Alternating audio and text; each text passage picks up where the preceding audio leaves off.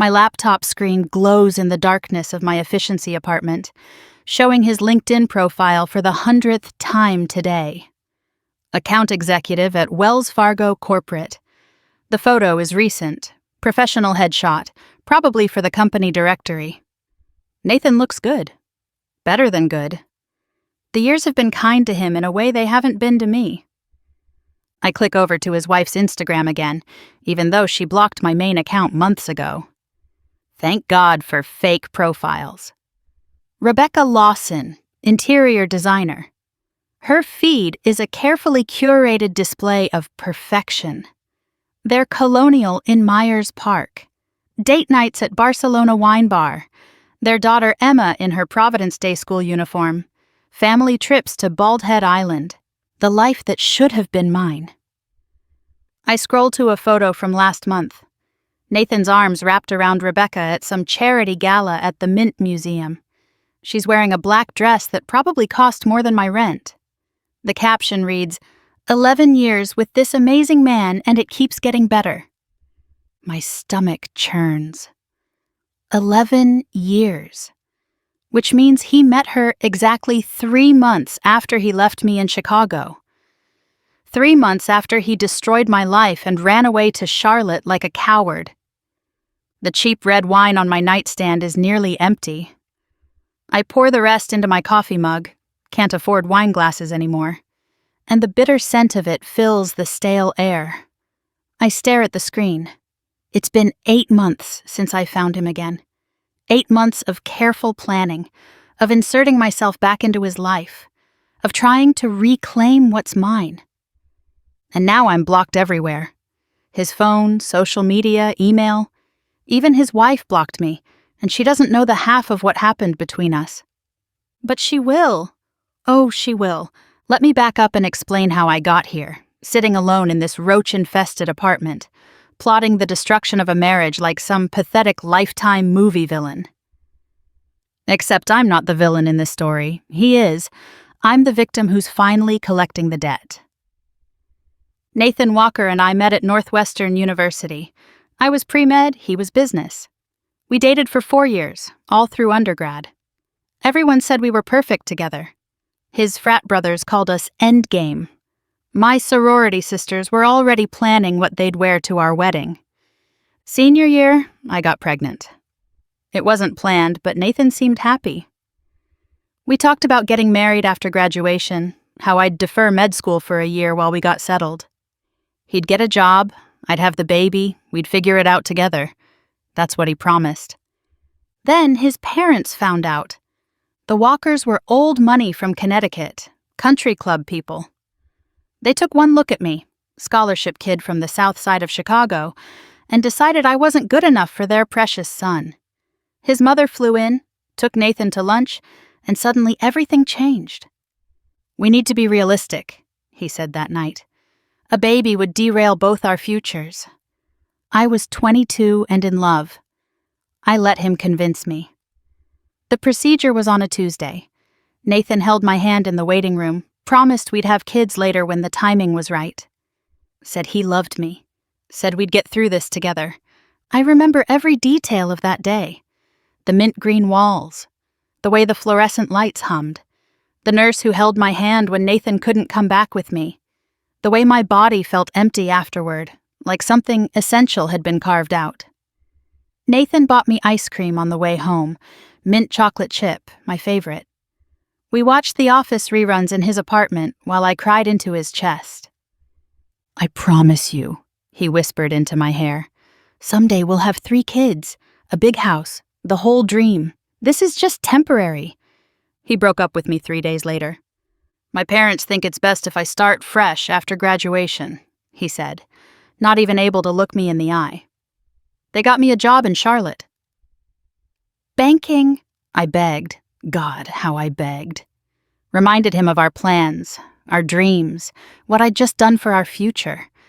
He handed me an envelope with $5,000 cash, his parents' money, he admitted, like I was some prostitute being paid off.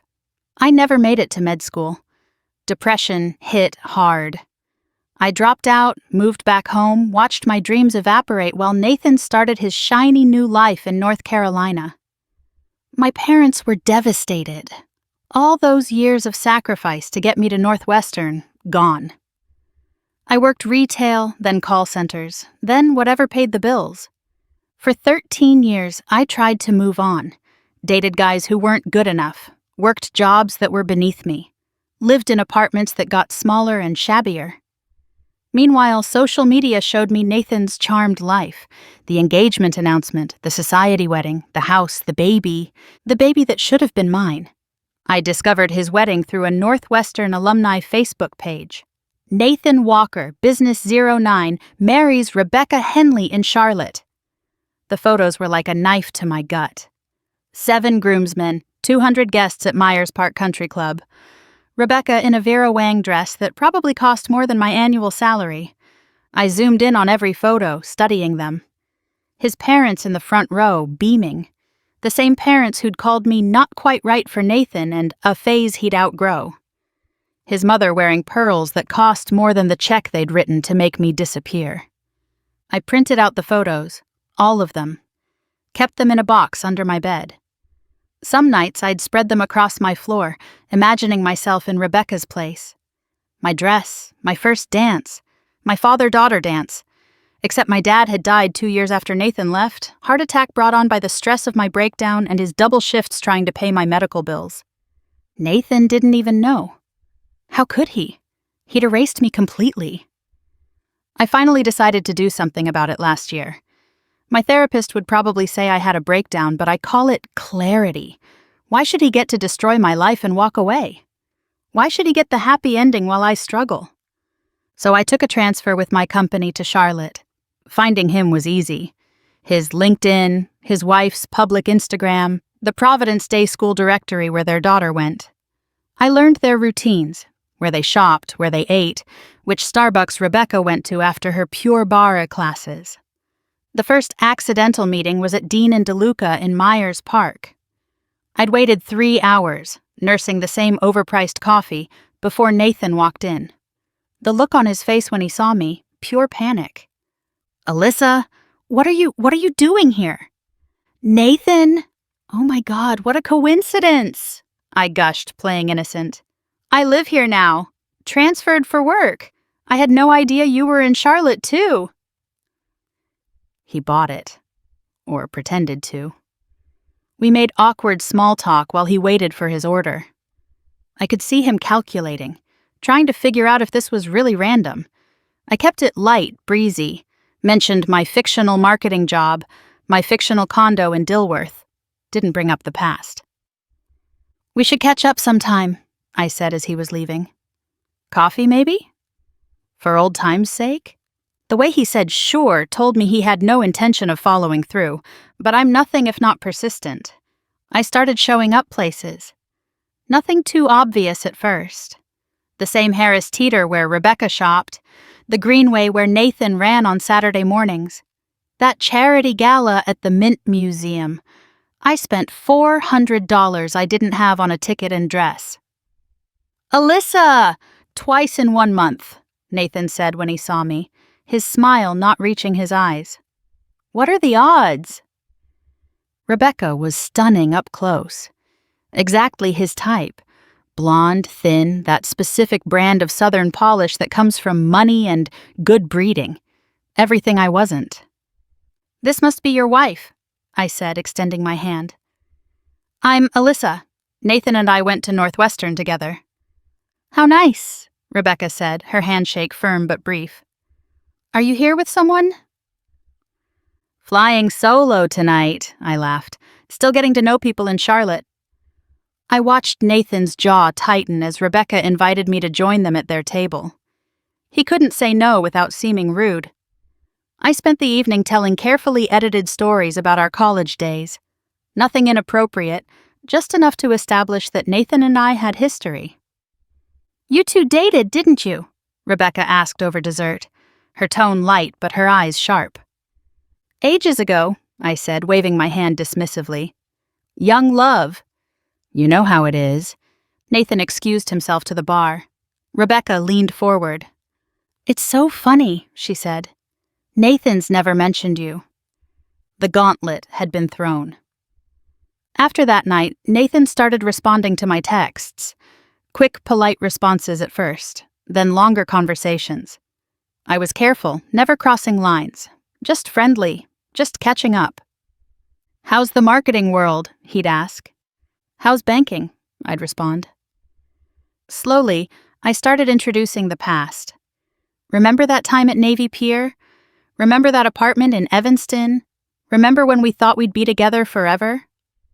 He'd change the subject, but he kept responding. 3 months in, I suggested lunch. I don't think that's a good idea, he texted. Why? We're just old friends. Unless Rebecca has a problem with it? That did it. Male pride is so predictable. He agreed to lunch at 5 Church, somewhere public, somewhere safe.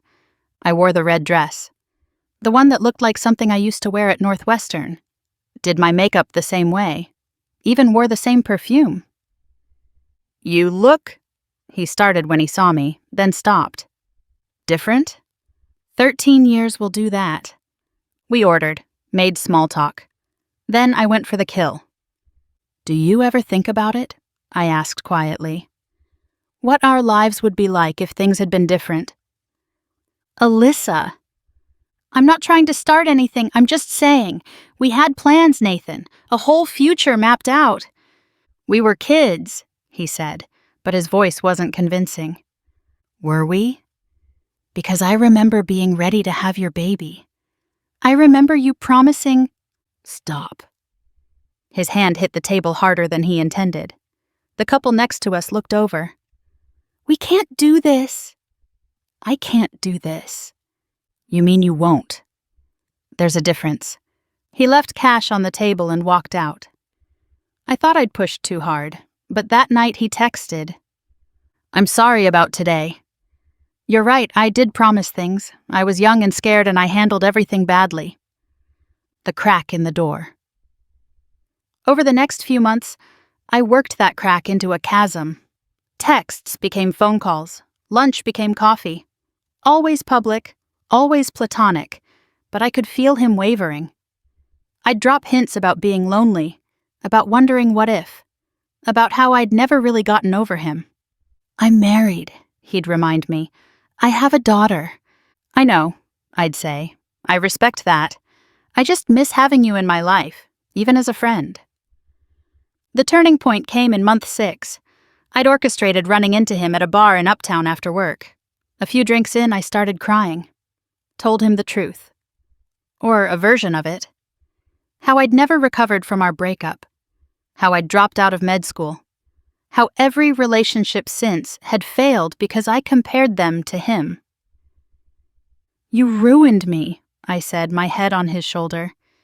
And then you just moved on like I never existed. That's not true, he said. I think about you. About what happened. The guilt.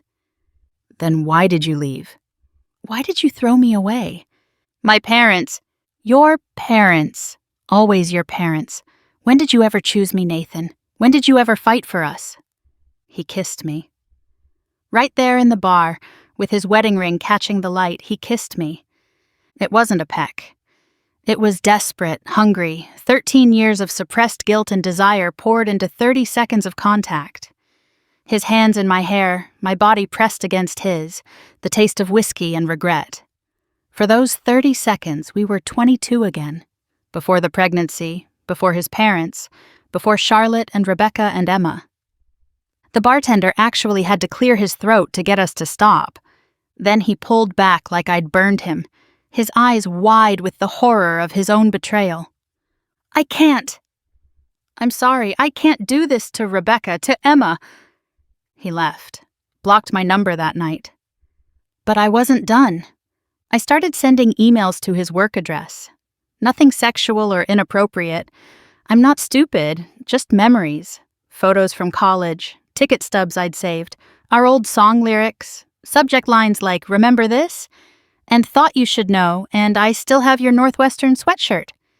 He didn't respond, but he didn't block the email either. Then I escalated. I sent flowers to his office, Signed the card from your biggest mistake. His assistant probably thought they were from Rebecca. I mailed letters to his house, careful, vague letters that could be explained away, but would raise questions. Thinking of you. Can't stop remembering. You know where to find me. Rebecca's Instagram stories started showing signs of strain. Date nights became less frequent, the captions less gushing. Nathan looked tired in the photos, distracted. It was working. Last month I played my final card. I sent him a photo of the pregnancy test from 13 years ago. I'd kept it all this time, don't ask me why. Maybe I knew someday I'd need proof of what he'd done to me. The email said simply, October 15th would have been her 13th birthday. I was going to name her Sophie. That did it. Nathan showed up at my apartment that night, furious. What do you want from me? He demanded. What's your endgame here? I want you to admit what you did. I want you to acknowledge that you destroyed my life. I was 22. My parents threatened to cut me off. I didn't have a choice. There's always a choice. You chose money over me, over our baby. You agreed to it. Because you convinced me. Because I trusted you. Because you promised we'd be together.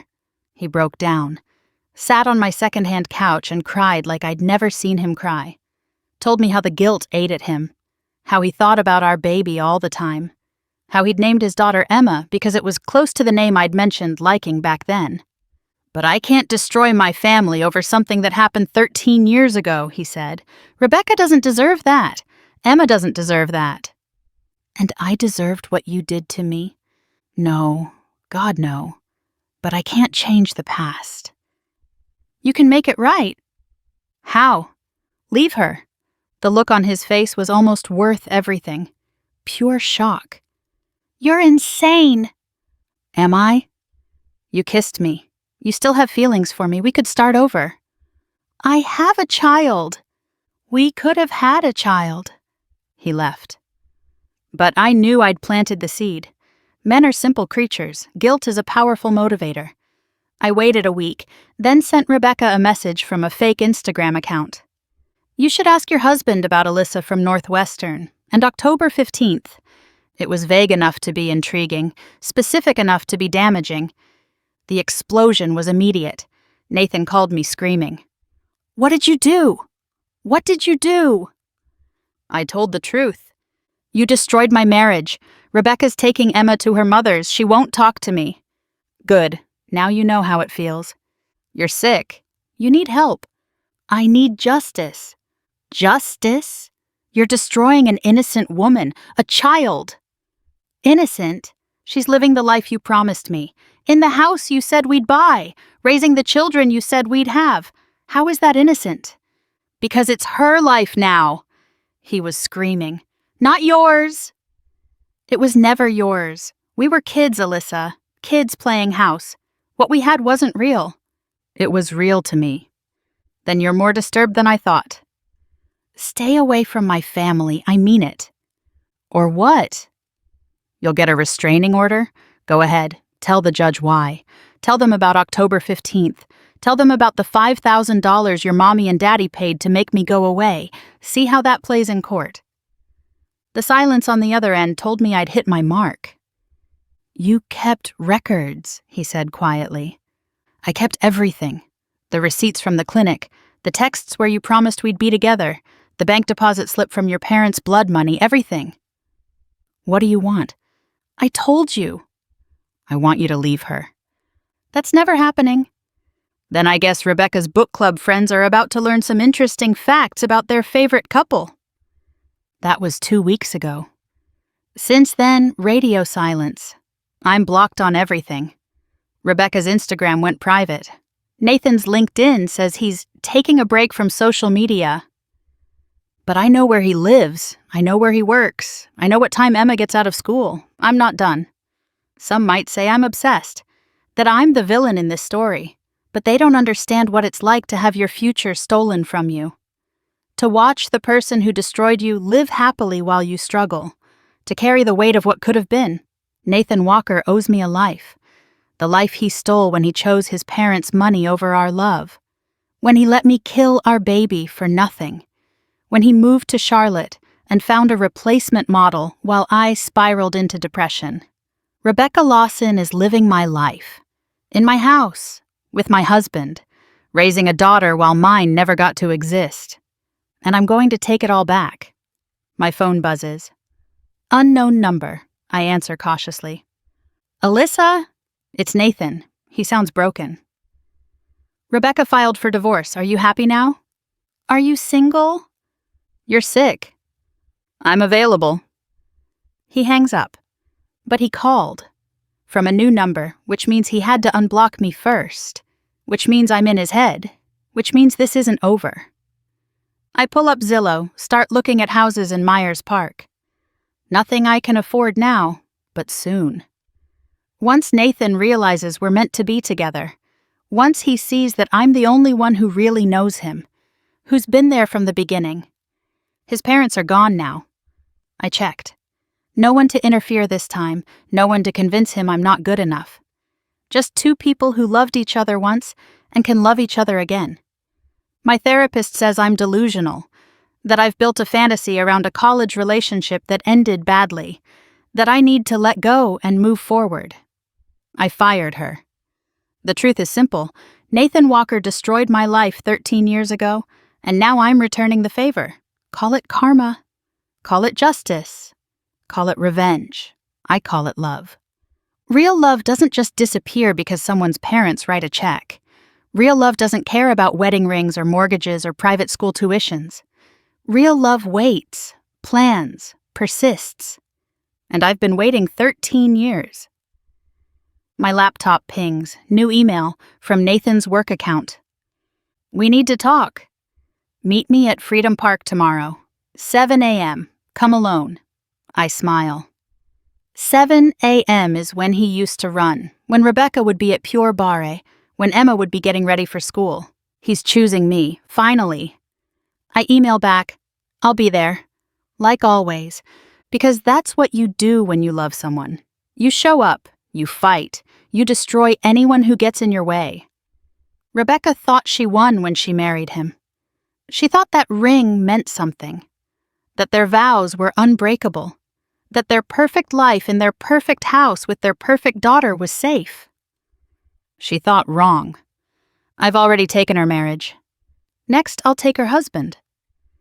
Eventually, her daughter will need a stepmother, someone who understands Nathan, who's been there from the beginning. It's not stalking. It's not obsession. It's patience. 13 years of patience are about to pay off. I pour another glass of wine, a better bottle this time because things are looking up, and toast my laptop screen. To Nathan? To second chances? To taking back what's mine? Rebecca Lawson is about to learn what I learned 13 years ago. Everything can be taken away in an instant. Your future, your dreams, your family. The only difference is she has somewhere to fall, parents with money, a career, friends who will rally around her. I had nothing. No one. But soon I'll have Nathan, and that's all I ever wanted anyway. My phone buzzes again. Another unknown number. This is Rebecca. I know who you are and I know what you're trying to do. It's pathetic and it won't work. Nathan told me everything, about college, about the pregnancy, about your delusions. We're getting counseling. Our marriage is stronger than your pathetic attempts to destroy it. Stay away from my family or I will get a restraining order. I laugh out loud. Counseling. How adorable. Like a therapist can compete with 13 years of history. Like some stranger can understand what Nathan and I had, what we lost, what we could have again. She's scared. Good. I type back. Ask him about the kiss at the bar. Ask him why he came to my apartment. Ask him why he can't stop thinking about October 15th. Send. The typing bubbles appear immediately, then disappear, then appear again. Finally, you're sick. Get help. Same thing Nathan said. They're already starting to sound alike. That's what happens in marriages. You become the same boring person, thinking the same boring thoughts, living the same boring life. Nathan needs excitement, passion, someone who knew him before he became this corporate drone in a suburban mansion. Someone who remembers when he had dreams bigger than regional sales targets and country club memberships. He needs me. My laptop shows his LinkedIn again. Last active 3 minutes ago. He's awake at midnight, scrolling through professional networks. Or maybe looking at my profile, wondering what could have been. I update my status. Ready for new beginnings. Charlotte, you've been good to me, but it's time for the next chapter. Vague enough to be innocent. Specific enough to make him wonder. Am I leaving? Where am I going? Will he lose me again? Men hate losing things, even things they threw away. Within minutes, another email. Don't do anything stupid, please. I smile. Worried about me? I'm worried about what you might do. Then meet me tomorrow. I already said I would. Alone? Yes. Promise? A long pause, then, I promise. Got him. I close my laptop, finish my wine. Tomorrow, everything changes. Tomorrow, Nathan Walker starts his journey back to where he belongs, with me. Rebecca can keep the house, the Mercedes, the country club membership, things that can be replaced. But Nathan's mine. He's been mine since Northwestern, since that first party at his frat house, since he told me I was different from other girls. 13 years is a long time to wait. But some things are worth waiting for. Some things are worth destroying lives for. I set my alarm for 5 a.m. Need time to get ready, to look perfect. Not like the desperate woman in the efficiency apartment, but like the girl he fell in love with at Northwestern. The girl whose future he stole. The girl who's about to steal it back. Charlotte's skyline glitters outside my window. Somewhere in Myers Park, Nathan lies awake next to his soon-to-be ex-wife, thinking about tomorrow. Thinking about me. Or maybe they're in separate bedrooms now. Maybe Rebecca's crying into her designer pillowcase, wondering how her perfect life fell apart. Maybe Emma's asking why Daddy seems so sad, why Mommy's eyes are always red. Good. Now they know how it feels to lose everything. To watch your carefully planned future crumble.